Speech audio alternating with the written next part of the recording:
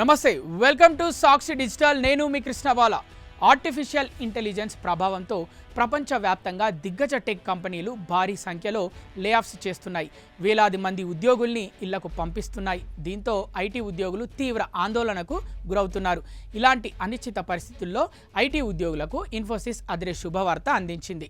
తమ కంపెనీలో పనిచేస్తున్న ఉద్యోగులకు ఊరట కల్పించింది.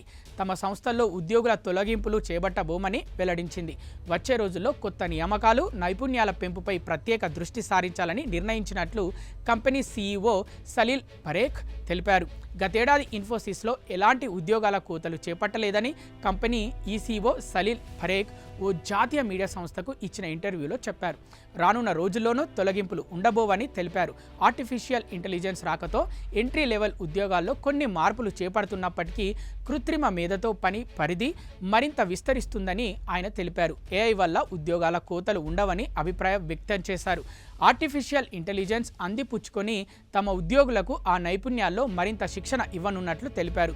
ప్రస్తుత ఆర్థిక సంవత్సరం 2026-2027లో కంపెనీ కనీసం 20,000 మంది ఫ్రెషర్లను నియమించుకునే ప్రణాళికలో ఉందని ఇటీవల ఇన్ఫోసిస్ ప్రకటించింది.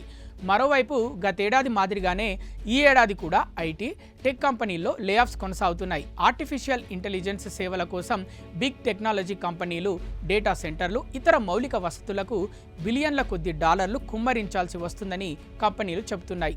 దీంతో ఆయా కంపెనీలు ఖర్చు తగ్గింపు పనిలో పడ్డాయి. ఇప్పటికే మేటా, మైక్రోసాఫ్ట్ వంటి దిగ్గజ కంపెనీలు ఈ ఏడాదికి సంబంధించిన లేఆఫ్స్ ప్రకటించాయి. ఇటీవలే ఒరాకిల్ ఏకంగా 30,000 మంది ఉద్యోగుల్ని తొలగిస్తున్నట్లు ప్రకటించిన సంగతి తెలిసిందే.